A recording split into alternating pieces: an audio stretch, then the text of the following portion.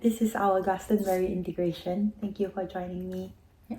When you think back of your experience on the lands of Avalon, what comes to mind? What images, what places, and what feelings come to mind? The first place that comes to mind is the tour. It's so iconic.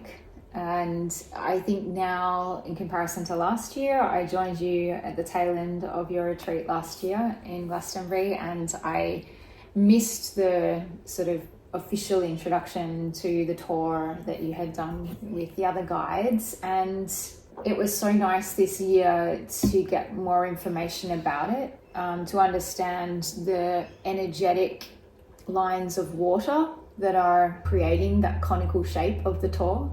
So for those of us that don't know what the tour is, it's Glastonbury Hill, but it's the place where an old church used to be, but there's a lot more in the history than the old church. It was a place that ascended from the glass sea that used to exist there, that is now not there.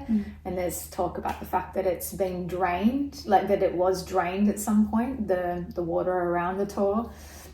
And of course there's these natural springs that are these energetic lines within it that then have been running, one could say, eternally down the hill and into these separate beautiful springs, the white springs and the red springs, the red being the more iron rich and the white being the more calcium rich springs that we can all go and just fill our water up with every day, freely and enjoy. And there's just something very special about that natural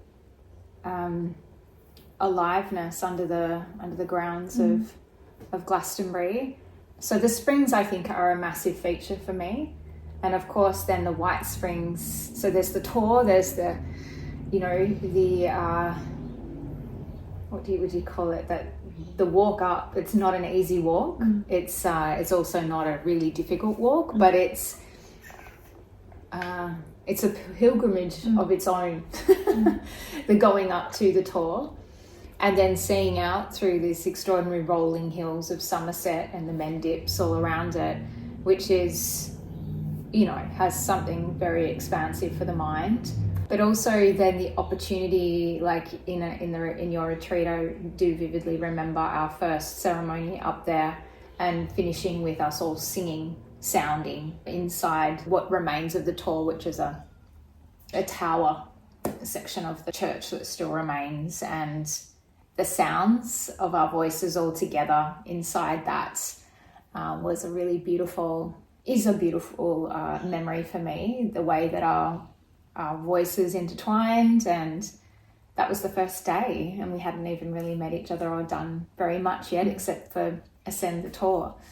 And we did that a lot, you and I together, and also a lot of people were making their own trek. That's the word I was looking for, trek up the tour on a daily basis, because it has kind of a draw. Once you've done it, you want to keep doing it and seeing what it's like from one day to the next, because it's really different. Sometimes it's super windy, sometimes it's sunset, sometimes it's sunrise, sometimes whatever, hot or cold. And I guess it's the mystery that surrounds that place. And then obviously the mystery and the stories and the associations with then these springs and obviously the Chalice Well Gardens that houses the red springs, which is this beautiful peace garden, essentially, like a mother garden, beautiful trees, very beautifully maintained. I love being there with you, lying on the ground, just really enjoying the space and all of its little nooks and crannies, and the different levels of the water as it comes down, and the chance to get the feet in the water. I did that this year. I hadn't done that last year at the Red Springs, and just, quite cold water, but this knowing that it's iron rich and what it tastes like to drink, and then to have that kind of infusing your feet. It's pretty gorgeous. I was glad to have done that. But then in complete contrast to the White Springs, which is, you know, a very dark temple-like environment where you go inside. It's a much smaller space. It doesn't have the gardens, but it has always lots of musicians and all sorts of types hanging around, talking, conversing, blessings and prayers and icons. That's my top feature of Glastonbury, and it's kind of very simple. It's there, free to all. It's kind of like the heart of Glastonbury for me. It sounds like a really physical and also embodied experience of the land. Very much so. Whether it's the trek up to the Tor or experiencing the magic of the red springs. Even just lying down on the top of the Tor as well. Like this year when I found out more information about how the energetic lines work. So it's true to say, is it, that at that point at the Tor, that's where the Mary, Michael and the Michael lines intersect. And it's true to say also it's where the red and the white springs intersect and come together and then down the hill. But they don't come from the same place. They come from different directions before that. One's coming up from the top of England on a diagonal, and the other one's coming across from the Mendip. So starting to understand the energetic ley lines. And so that creates a different kind of listening, an embodied listening that I was definitely more connected to this year than last year. And I definitely feel when I'm walking in the Chalicewell Gardens, I felt it very strongly last year, this sense of fluids bubbling deep within the earth. And I feel like it activates or it enlivens my own fluids. So that's definitely an embodied experience that I have. Another one of our adventures on one of our days was going to Stonehenge. We visited burial mounds, which sounds kind of a bit macabre, actually. When we were first introduced to the burial mounds, I'm like, oh great, I'm on a burial mound. Like that was kind of initially from my cultural point of view, that was a bit weird. And I was thinking to myself, I wonder how the rest of the group is feeling about sitting on top of a grave right now. But then because it was so normalized in a way, because it is a particular way, it's obviously an ancient way, and there's something that was brought in through Iona. And so it was through her perspective or her attitude towards it that made it feel like, oh, this is okay, and actually it's a beautiful thing to do. But I will say that once I could have got over that initial moment of like, oh, this is an unusual thing to do, that I really felt such a beautiful sense of being drawn down into the earth at the burial mound, and then also around the stones at Stonehenge. Yeah. It was a really deep grounding. And so obviously that's another ley line, or it's a continued ley line. Then this mystery of the ley lines gets deeper and deeper. And since then, purchasing books that speak to how the ley lines actually mirror the constellations in the sky just deepens this mystery. That was definitely very embodied there in a drawing down way. And then once we got to Avebury, it's a much larger stone circle that you can get close to, whereas with Stonehenge it is barriered off slightly. So with Avebury we're all like tree hugging these beautiful rocks, beautiful big stones, and they all had a different personality and they all had a different way. And there was also those gorgeous trees, the 3 trees with the extraordinary roots that we were sounding around and within. Trees. The ancestor trees, yeah. And so, and they had the sun and moon temples, like ancient sun and moon temples within these old, these ancient henge circles of these stones in Avebury. And while it's a lesser known area than Stonehenge, like many people will recognize the name Stonehenge, Avebury was really like, I'd never heard of it before. I didn't know what to expect. And it was a completely different energy to Stonehenge.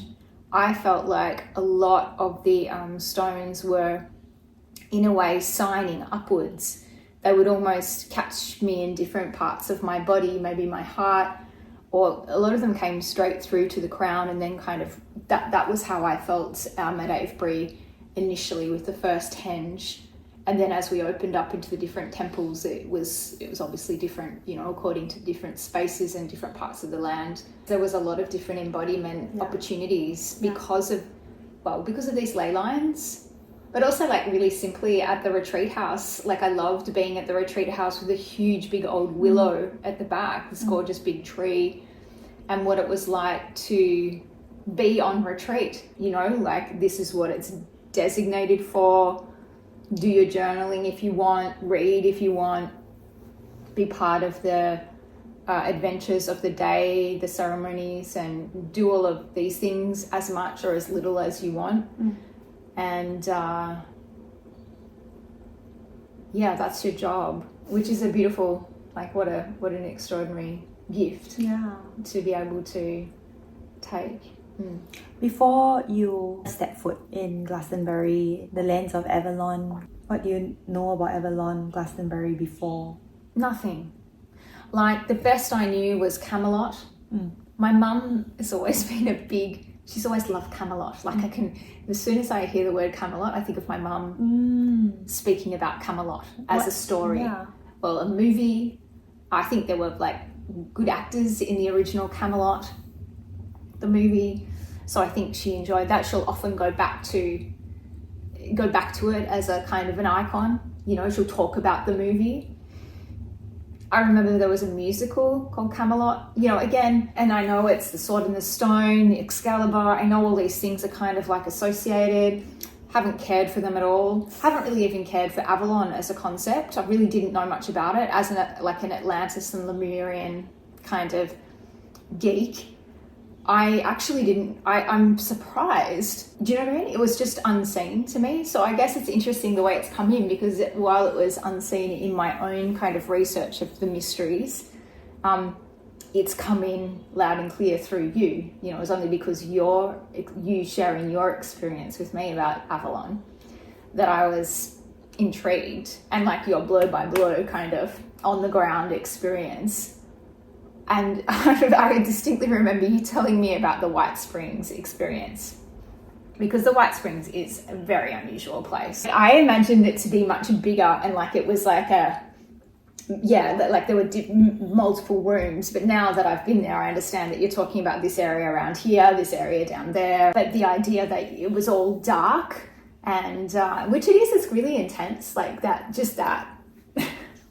you know, because how many public spaces do you go in that are all dark, that you and the thing is you go in and it's the initial I'm in this place, right? And then you, within like not even a minute, your eyes start to like open to, you know, acclimatize, and you see more. So it's not so scary, but it is. But I made it sound to be. Yeah, but I just remember, you know, your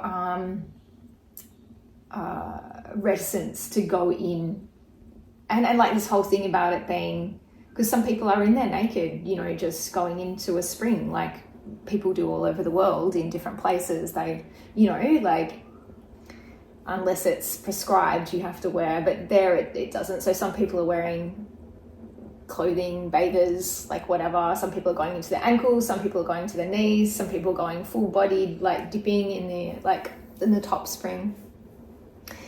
So yeah, like just the process of hearing how you went in, you felt a bit concerned to get in, and then you went back and you did it, and it was a completely different experience. Like you felt quite a bit discombobulated, like the first time, like not the first time, I think it was the time anyway, at some point, and then you went back and it was a completely different experience, and it was kind of renewed and completed. And that, I think, is a really good a good example of what Glastonbury is like, actually, that there's multiple, that one should not have an experience in Glastonbury or Avalon and then expect that will be how it is forevermore, that it does deepen. And I'm so glad that, you know, I went back because of that, and I can't wait to go back. Like I'm even more interested in going back again because of I know now for sure the renewal or a deepening of experience. Yeah. So tell me about the 2 times that you came to Avalon, that you flew across the world to Glastonbury. What called you the first time and what called you the second time? Well, you called me. Well, because, you know, you were going off to this amazing retreat that you'd organised last year, 2024, and we had just gotten together earlier in the year, and we had already been apart for like 8 weeks here and 4 weeks here or something like this. We just gotten into a deeper phase of our relationship, and you were off again. And initially I think it was 8 weeks, but then all of a sudden it became 10 weeks, and it felt like a really long time, and I really wanted to be on adventure with you. Already you'd been away twice and I'd not been with you, and that had to do with, you know, having my elderly dog Runner who was 16, and so that was what was preventing me from joining you. But on this occasion I just made the choice and bit the bullet and did it, because I did want to be with you, but I don't think it was just that. I did want to have this experience with you. And then, you know, you were going into doing the Portal to Ascension conference as well, which really intrigued me as well. But it just felt like there was a lot of potential in the space, and I was just super intrigued. So that's what called me the first time. And it really just, that first experience was very different to this, because I didn't, while you took me around to all of the different iconic sites like the Tor, the Mary Magdalene Chapel, and all of the springs, and, you know, the Abbey, the Dragonstone, you know, or one of the Dragonstones, that was, you know, interesting. But really, like, one of the standout features for me last year was the Flames of Camelot walk. And that opened up this, I finally got to understand this myth, tale, story that your mom is so crazy about. Yeah, of, you know, Guinevere and Arthur. And so that really placed it for me. And then it opened up fairy consciousness. You know, it opened up these different spirals, the sapphire, the emerald, and the golden spiral of water, earth, and sky, but also Merlin's magic, the fairy, the simultaneous fairy consciousness, and also the golden dragons and the dragon consciousness, which was like, you know, like really super cool. So I was like, oh, now I'm on board with this thing. But that was only like just scratching the surface in a way. That was the first one, and what that really opened up. But also it opened up amazing things for us. Like we went to Ireland as well, and went to fairy circles, fairy forts and circles. You know, like it was really extraordinary, that whole Irish. And we did a lot of, sounding but standing on the top of the castles, like just, you know, anyway, that was a really incredible time. And a very difficult time too, because I think what it brought up, there was a lot of, you know, we talk about these energetic lines, and the power of them is no small thing.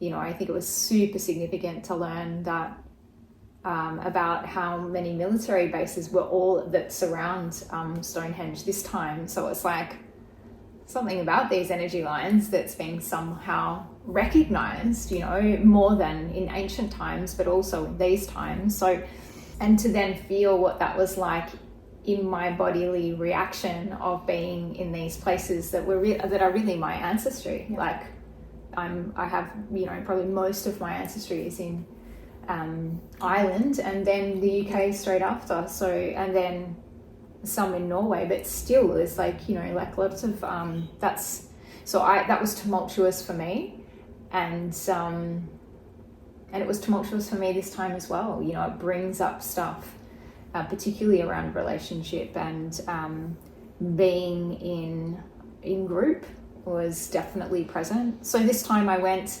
because Merlin told me. Can you share a bit more about that? Well, so I was planned to go with you because you were doing this retreat 2025, and then that was all exciting, and then there were different challenges here for me in various ways that made me feel that I couldn't go. And so I decided not to go. We made all the changes to flights and to everything, and I then right at the last minute, in the last week, I was trying to find accommodation here that I thought would be easy to find. It wasn't easy to find, and we were discussing the options, and you were like, I really think that you should reconsider coming. I think it could be really inspirational for you. And I was like, And then we went to see this one piece of accommodation, and there was a man there who literally looked like Merlin. He opened the door with, like a caftan on and long white Gandalf hair. He was just Gandalf in a caftan. And he was so beautiful and hospitable. I was looking at accommodation to stay there with him, but then there was this question, because you brought this up in the morning, maybe you should come, that very day. We went to see Merlin. His name's not Merlin, but he is the archetype of Merlin. And then I said to him later, look, thank you so much for... No, he messaged me. Yeah, he messaged me. And he was like, if you have the chance to go traveling with Stephanie, then you must go. He was just so certain about it.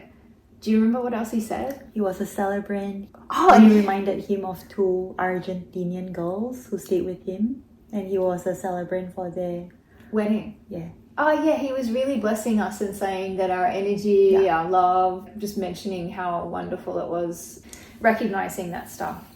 And then we came home from that. I got that message, and we pulled a card from the Oracle deck, which was Avalon. Miss of Avalon. And I pulled Merlin. And then the card said as much as well. It was like basically... Believe in your magic. Yeah, something like this. I can't remember exactly. But there was just like, if you wanted a sign, there were like 3 things. You brought it up. We went to see a Merlin, who then told us to go and told me to go specifically, join Steph. Like, I remember him saying that you should go traveling with her. Yeah. And then we get the Merlin card, which kind of said the same thing again. So it was like, all right. And the next day we booked your flights. We did it, and everything moved forward smoothly. All the flights were smooth. Everything was smooth on the way over. And I joined your big group. Yeah. 9 days this time.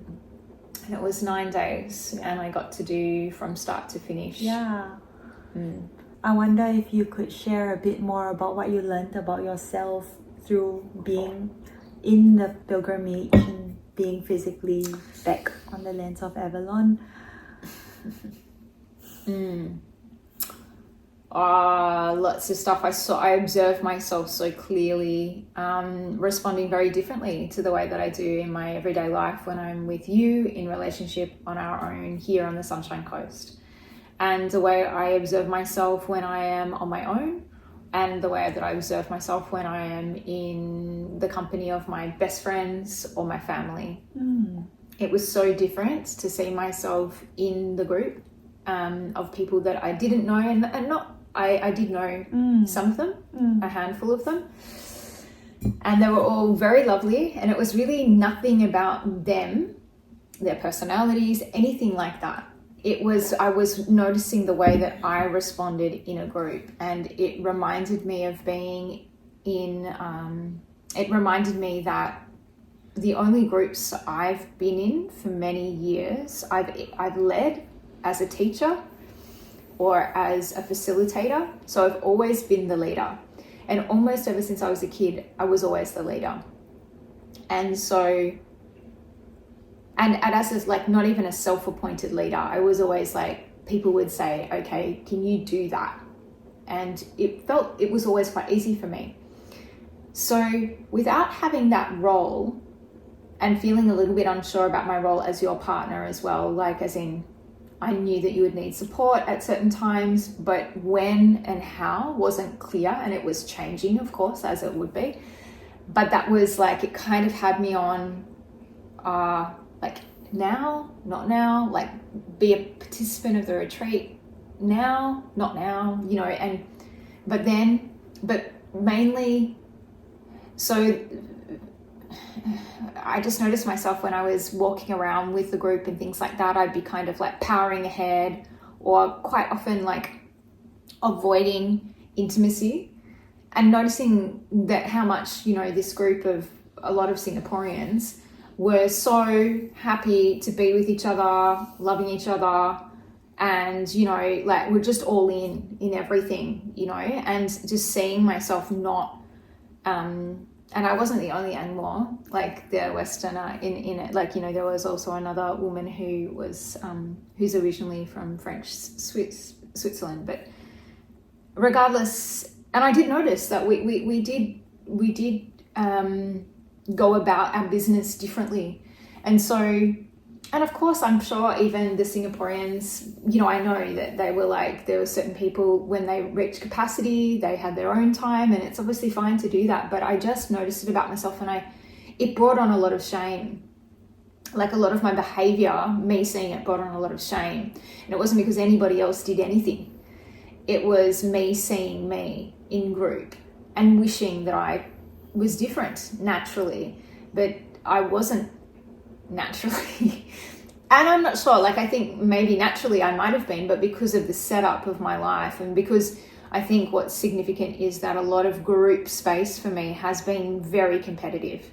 As a performer, in professional musical theatre, like it was, you know, we were literally competing with each other all the time in a very kind of low-key way. But it was always there that if I'm not good enough in this group, if I don't have some kind of status in this group, I won't be in this profession, and I won't have a profession in this thing that, you know, one gets attached to. So I think that stuff was really painful. And that then really impacted my relationship with you, because I started to have a lesser opinion of myself as a person, because I wanted to be something other than I was. And then I became much more sensitive to the way you might, you know, anything that you did.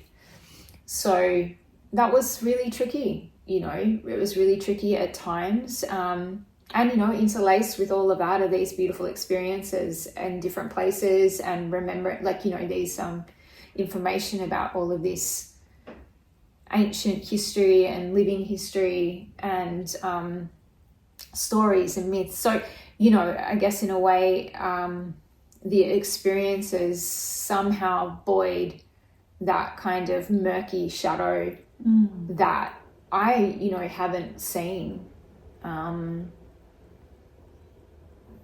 I haven't seen, and I'm 47. Like I have actually. I remember when I was in primary school that being in group was really difficult for me. You know, I would wander around the playground on my own, just because I think it was a way for me to balance my nervous system rather than being in group. Because I think that basically I'm hypervigilant in group, even as a child, before the competitive kind of professional life began. The group's just not easy for me. And so, you know, as you said to me, that my North Node is in Libra. And I know that my greatest desire is for collaboration, to understand how we can be in a beautiful, mutual, loving, supportive, collaborative relationship with, you know, one-on-one, with groups, creatively. Like that's my greatest dream, is to be in, you know, beautiful, thriving, creative groups, and, you know, loving, supportive relationships. Like, so that's my North Node, as you will tell me, which is my purpose in, is it true to say purpose? The path of your becoming. The path of my becoming. And so, you know, it's very clear that that's been the case. This is, you know, like, while I haven't seen myself in the way I saw myself in Glastonbury, in relationship, because I've never been this me, you know, in that I'd never had this perspective.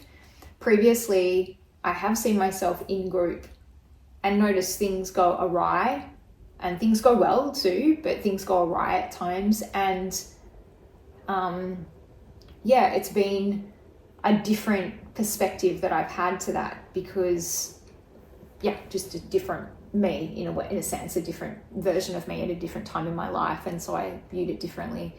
But so it was a lot, like really pushed to capacity, and I guess that is the life that I'm living. I'm looking to live a life where I am expanding my consciousness, and that's certainly what I got, So, but the other thing that happened for me when I was there also is that this interest and intrigue and resonance with fairy consciousness and what that is, and more information and stories about that, is something that was given to me this time further through books that I found, and through wonderful people that help with that stuff, like the man from Labyrinth books. Like, he's a wonderful resource.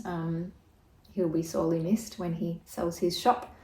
But so that was just it's really exciting to be getting the information in that pathway that I was tantalized by, in a way, because it lights me up, and so that's an important direction. So that feels really good when that happens. Yeah. Do you remember the first time we were in Avalon and we joked that I'm a fairy because of my ears, like having fairy ears, and that you weren't, because your ears are not sharp at the top, and you're like, I'm just a different breed of fairy.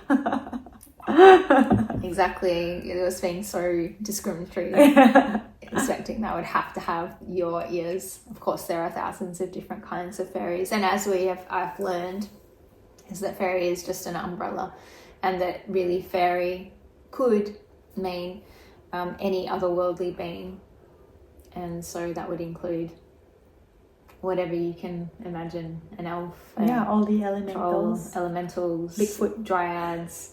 Yeah, exactly. Anything you can think of. Yeah, it's funny because we have a friend, and her daughter knows when someone is a fairy, and she goes around pointing out who's a fairy, who's an elf, who's a leprechaun. And with me, she was so quick to be like, you're a fairy. And with Cara, she was like, you're an elf. No, wait, you're a leprechaun. And it's interesting because like most of Cara's heritage is Irish. Yeah. And she said it without knowing. Yeah.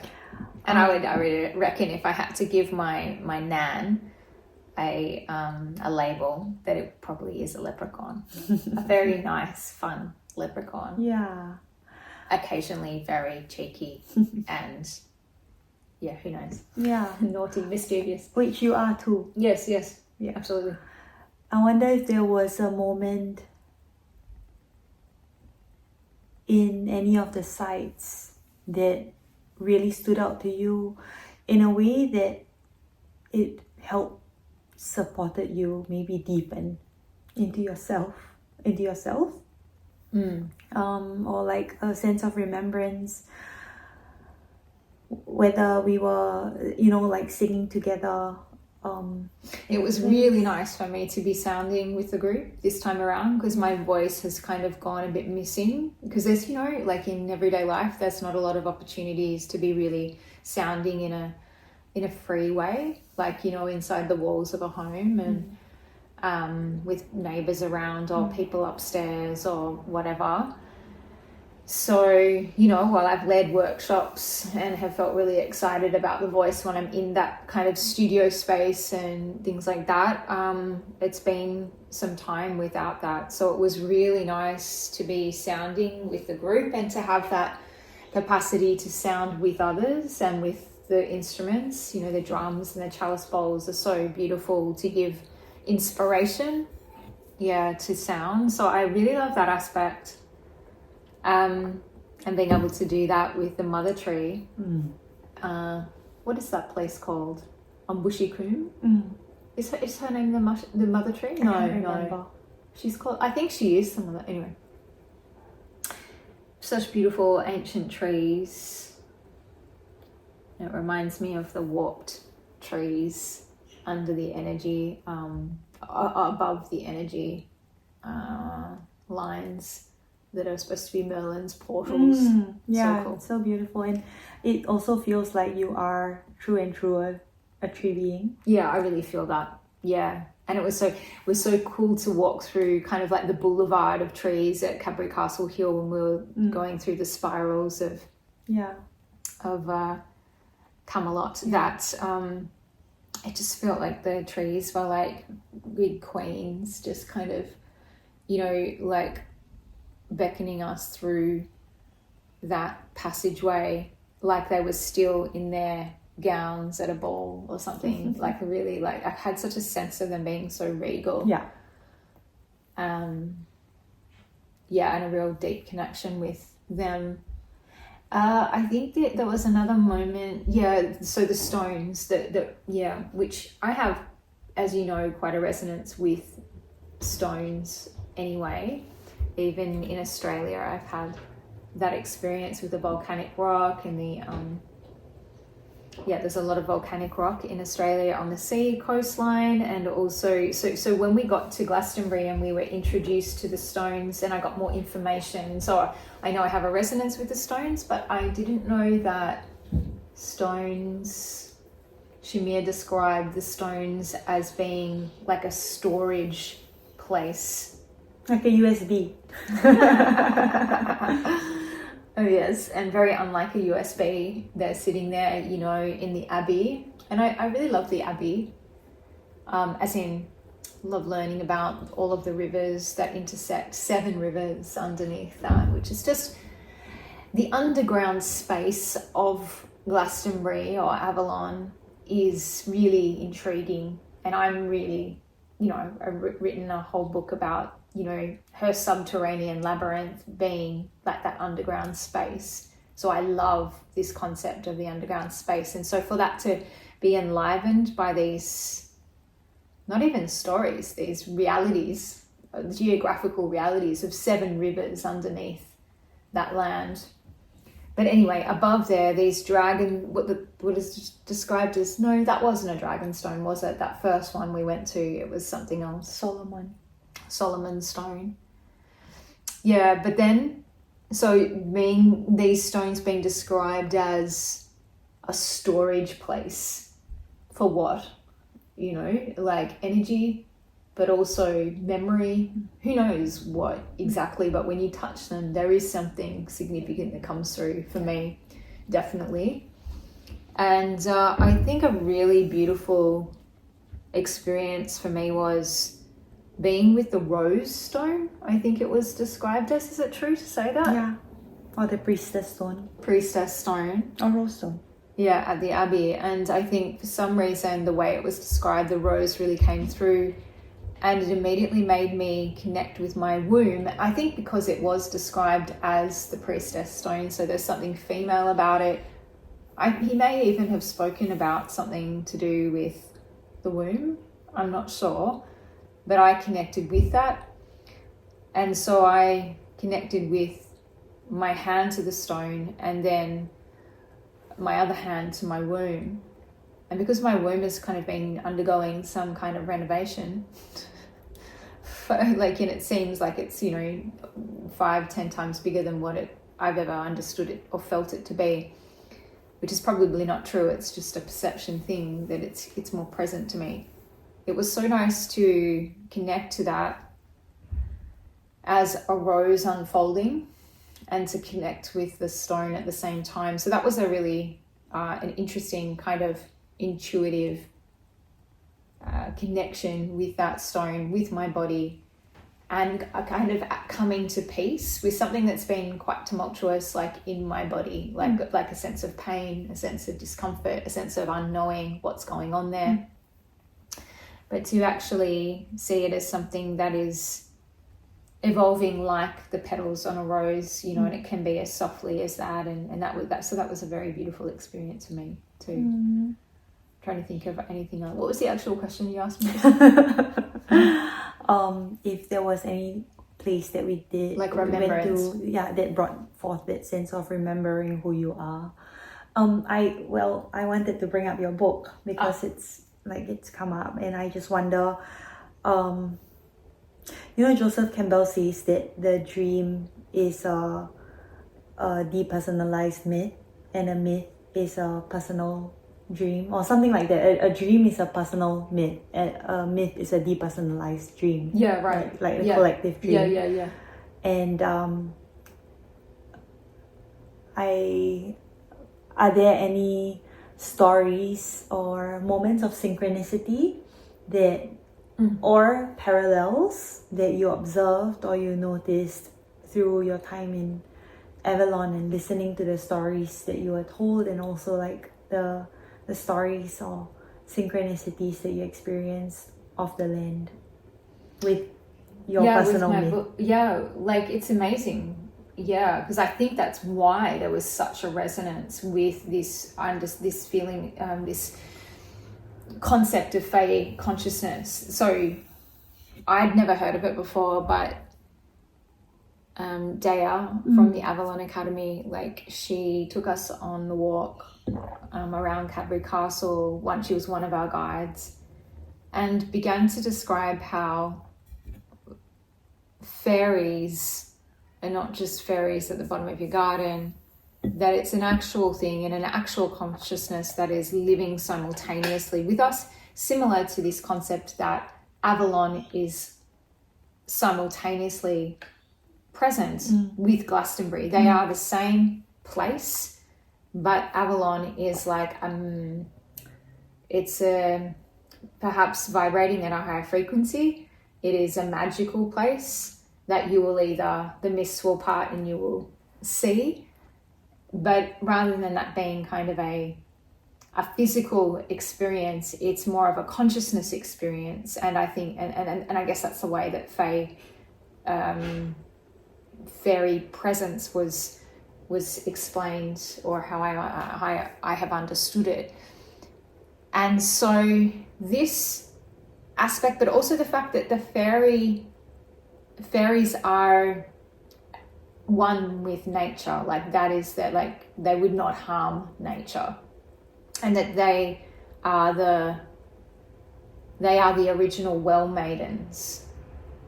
They magically come out of the wells and offer the water and food to the passers-by in the wood, and that was the original relationship of generosity and sharing and union. And then this has been broken at some point, is how it was explained, because of disharmony in relationship,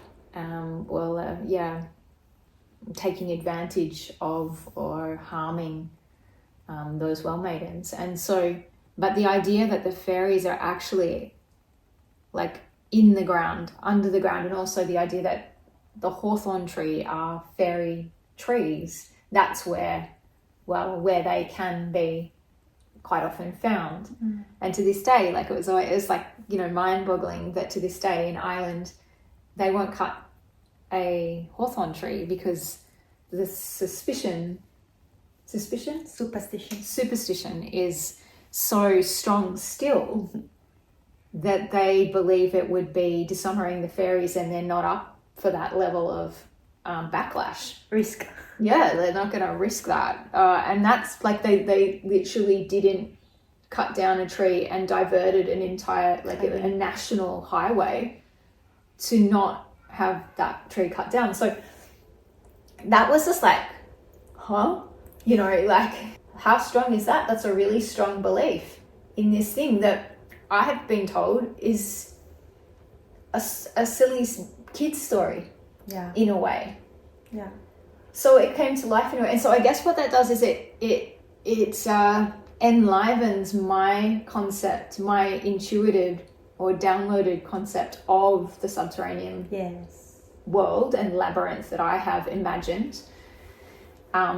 So yeah, it brings all of that to life in a way that before that experience, it was just mine, as you say, my personal myth, my dream. Yes. And all of a sudden it became there were very strong resonances with what apparently is a collective myth that I'd never heard of before.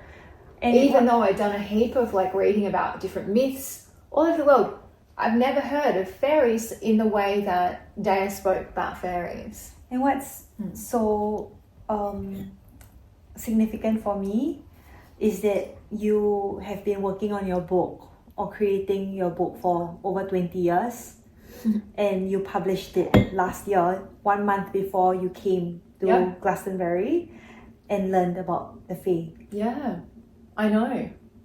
And yeah, like there are so many other similarities and resonances too. Yeah. Are there any parallels that stands out for you? There are so many that come in when I'm there. Also just in normal everyday life, but that I realize that what I've written, it's not just a from my brain, my imagination, that there is something greater that has been downloaded because of, you know, these ideas about the earth changing, the frequencies of earth changing and all of the weather stuff that's happening, and how like that has resonances with what I've talked about in my book before I knew anything about any of that stuff. And when we were, and also in my book there's a lot of connection with the cosmos. The cosmos is like a big part of where I start. It's like a genesis. And so in my own way, and then we go to Glastonbury and Avalon, and people are talking about how the stars are reflecting the energy lines, and plus all of this stuff that I've learned this year, which is a whole other level about the idea of the dragons and how that has explained Kundalini to me in a way that I've not really understood before, but how also these stories are like, you know, I thought that the King Arthur story was just a little fairy tale or a historical, you know, sort of tale. But in fact, what it sounds like, based on the reading that I've done, is that it is actually really talking about how we can live, how our life as a human being with a spiritual nature, how the union of those things lives. And from this Western mysteries tradition, it sounds like the Kundalini is actually dragons, the dragons of the red and the white, or the human and the stellar, are actually uniting within us, and these stories talk of trials and tribulations, like initiations on the path to greater consciousness, one could say, or a more harmonious consciousness, one could say. And so, and that's very much in the heart of my book. Like, my book is all about how do we remember who we really are, and also so remember our spiritual nature, but also follow desire, human desire in that too. Like, those things need to come into a union or harmony, and I realize that now is sacred. Is sacred union, or sacred sexuality, is the union of those, the human desire or the human need, action, and or even the human limitation, and the stellar light being, all-knowing, true nature. Like, the weaving of that is what is I guess at the heart of my book, and also at the heart of my interest, and what seems to be, and these dragons. Yeah. So. Was there a story that you feel speaks to where you are in your journey of life right now? Oh, very much. Like, I'm just reading this one that, like, so when I found Wendy Berg, she's an author that is writing on fairy and human partnership. What's the title of the book? Oh, Red Tree, White Tree. The idea is that there were two trees, the tree of wisdom and then the tree of immortality. And the tree of immortality has been somewhat written or omitted from the story, and that is the fairy tree, the stellar tree. But that we are of the same race as the fairies, the humans are. And really by now it sounds like we're quite hybrid. But obviously it's a concept, it's a story, and you either go with it or not, either resonates for you or not. But the story that resonates for me right now in this book that I'm reading of Wendy Berg, Red Tree, White Tree, is Lancelot keeps on going and rescuing Guinevere from all of these abductions that she finds herself on.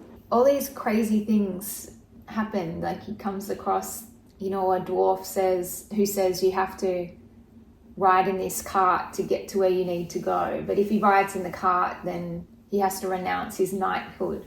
So he can't be the person he's always been that he is.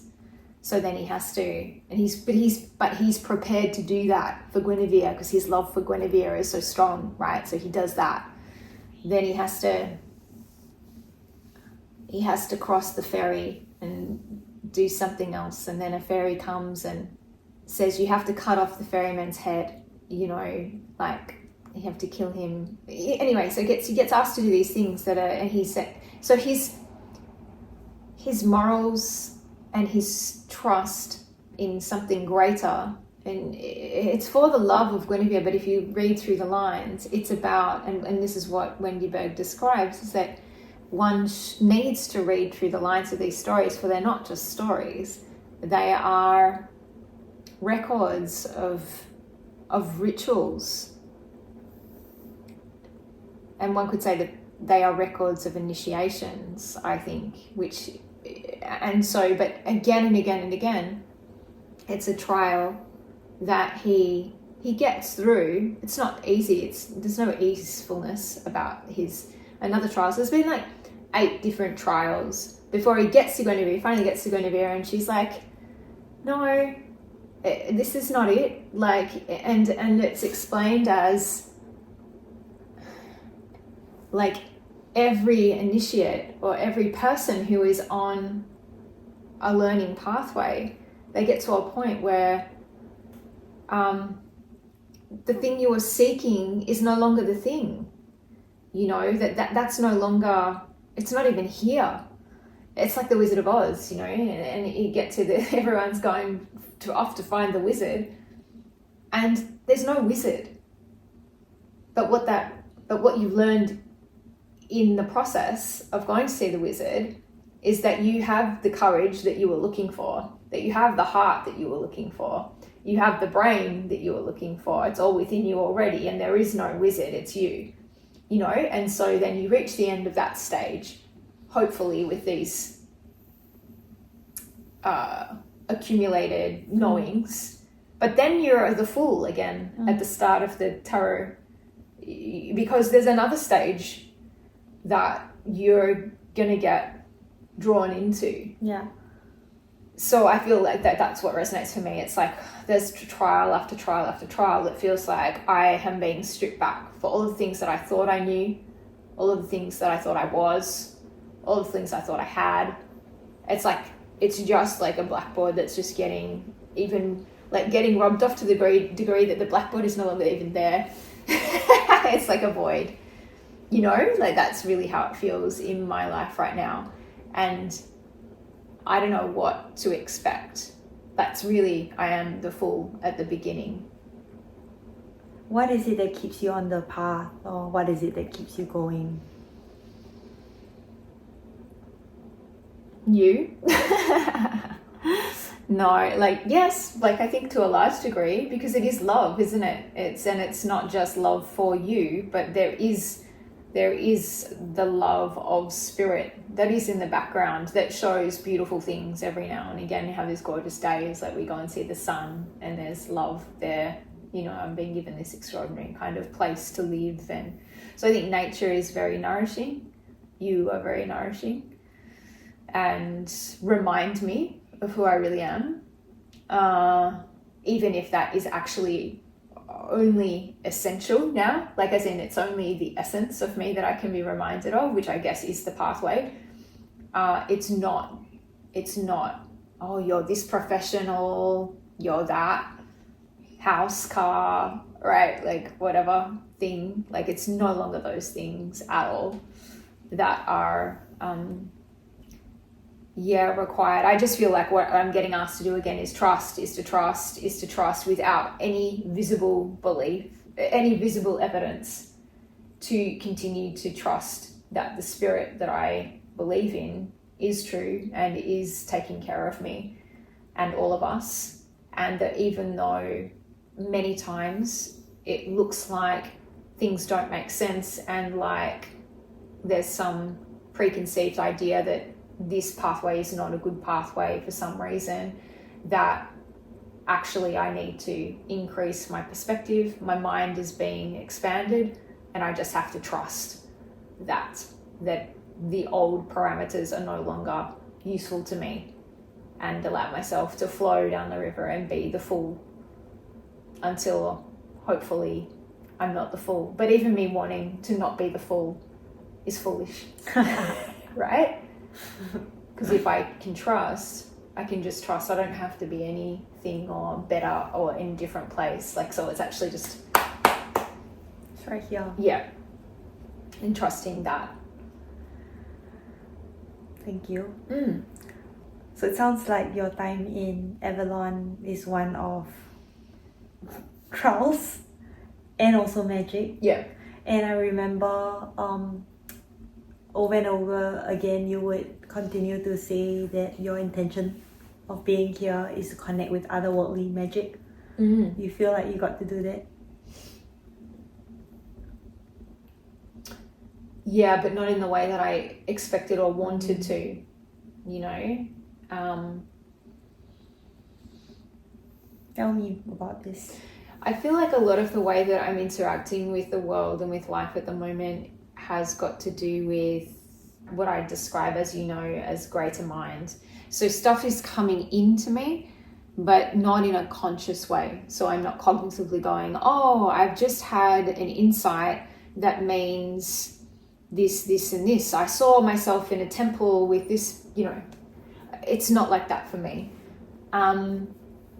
However, I do have very deep sensory experiences. Yes. With the ground, with the rocks, with the trees, with and I have to trust, and sometimes I don't still, but I have to trust that those experiences, because there is a drawing to them, that there is an exchange that's taking place, or a downloading, or a feeding of me of wisdom that is beyond my conscious mind. So I can't compute it in the way that I've computed things in my life, and so I have to trust it. It is my intuition that that's happening, and yet I don't have any visible or hard evidence of it.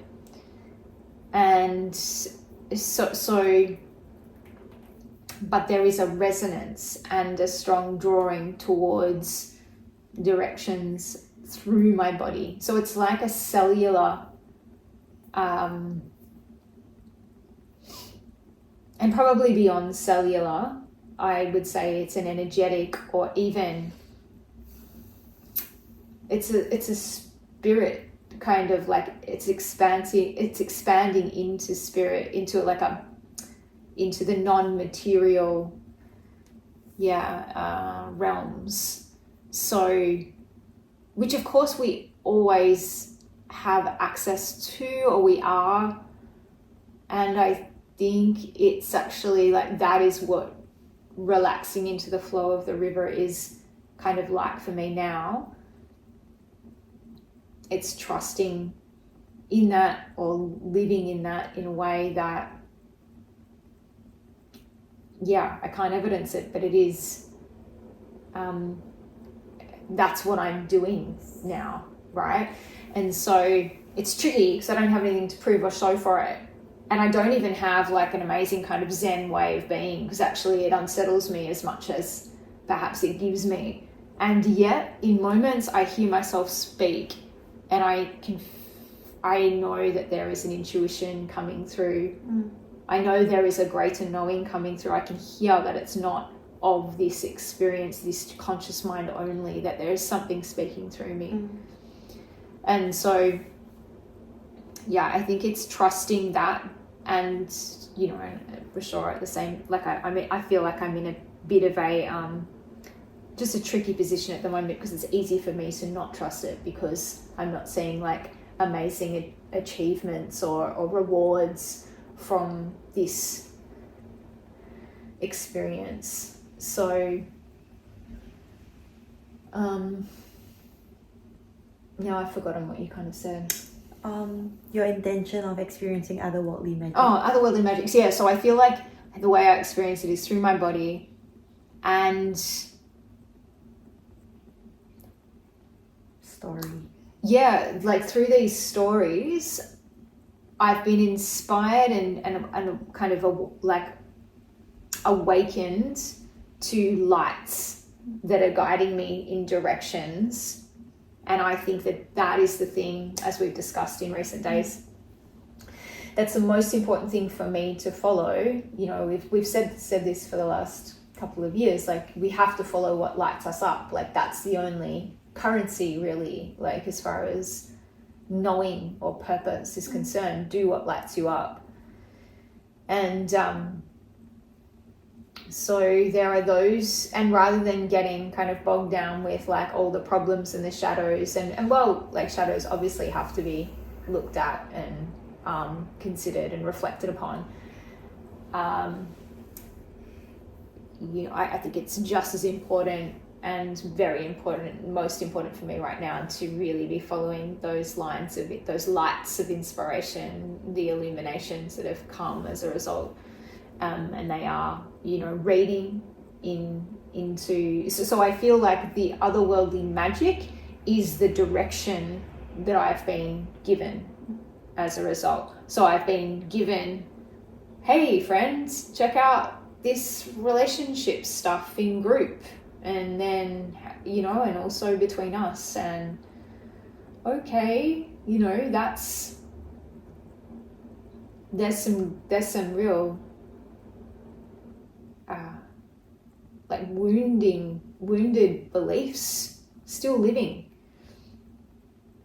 Yeah, big light there. Like, that's otherworldly magic, actually. Do you know what I mean? Yeah. It's like, hey, but also this drawing into this bigger mystery that is merging my imaginary life with greater knowing. Like, and that's what's really opening up at the moment, is this idea about greater mind, and how our imagination can bridge that, and how, you know, what is this new earth way of being that I noticed, you know, Malvina put in her post the other day, something about, you know, the new earth isn't another earth, it's like how we are right now, but, you know, obviously how we are differently in this earth, because, and so I resonated with that as a concept, because otherwise we're always thinking, oh, this thing's coming. It's like, no, like, we're making it right now, it's here, depending on how we live.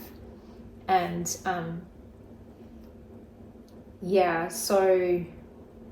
so this expanded mind is really the direction that I'm going in. And I feel like that is the otherworldly magic. Like, I literally bought a book about imaginal images and magical images, and anyway, something like this heading or title, and I'm excited about the prospect of a new way of being that leans into the imagination as a bridge to greater knowing. Yeah. Thank you. Are you coming back to Avalon next year? Yes. Who would you recommend should be joining us on our adventure in Avalon? Well, anybody who feels intrigued by stories, otherworldly magic, by geographical mysteries, you know, like, obviously the pyramids are very closely, all of these ancient sites all over the world are very closely linked to Stonehenge, Avebury, Glastonbury, and even down into Cornwall, which is, I hope we get down there next year, because Cornwall is a melting pot of sacred sites and dragon consciousness. So if any of those words and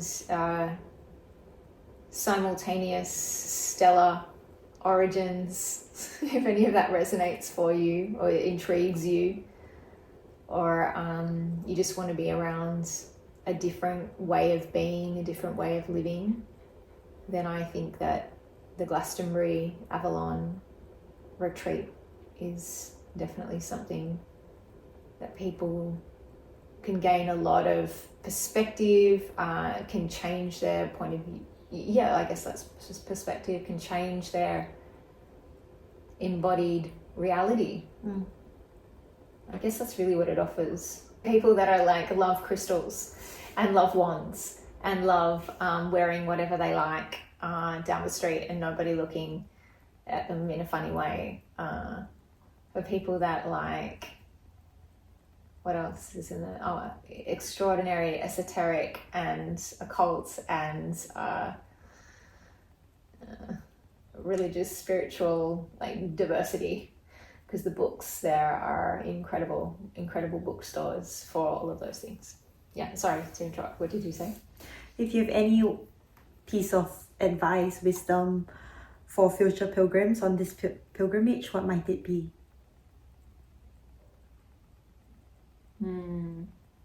Well, to be aware, like it's something that I haven't talked about, that I was told about it and it's spoken about a lot, is that the Lady of Avalon, the land of Avalon, this woman who sits in the, who continues to sit in the landscape and can be seen, her breast is the Tor, her head is, you know, her leg is here, and her, you know, her womb, her belly is the Chalice Hill.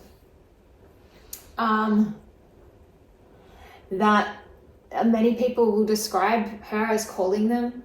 They will describe her as speaking to them. Everybody has a different experience. Some people have much more vivid or oral experience of this Lady of Avalon. And so to know that this place is a place of pilgrimage, and it has been for like since ancient times, and as a result going there is not a light thing, unless of course you go there with a light intention or no intention. But if you go there with some kind of intention, like, you know, going on a retreat and actually delving into what else could possibly be there beyond the sort of first glimpse of the eyes, that probably some kind of emergence will happen within you, and to be aware that that's something that may not be comfortable. And I guess I hope, as I've described, it's like it's been as inspiring as it's been challenging, and as expansive as it's been kind of tumultuous at times. But I guess in a sense,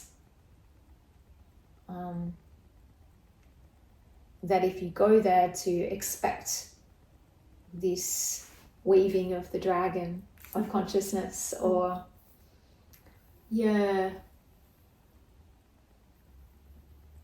expect to want to buy lots of crystals and jewelry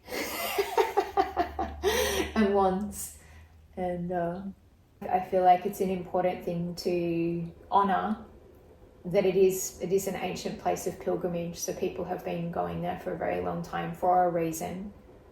And while I don't think anybody could speak to that reason concretely, that transformation does happen. And so that, however that happens, to see how one can embrace it and also integrate it back into life, because I think that that's a really big part of the experience too, because that can be a tricky part of any retreat, to go somewhere and then go back to your own life and it feels like it hasn't happened, or how on earth can that have anything to do with my daily life, that feels like it's somehow ingrained in a way that those experiences don't have anything to do with each other, sometimes is how it can feel. So I think that there is work to be done on that integration. Thank you. Yes, you're welcome. I'm really so happy that you came and you experienced all that you did, including all the shadows that emerged, but also the magic that parted its veils for you. Yeah, absolutely. Yeah.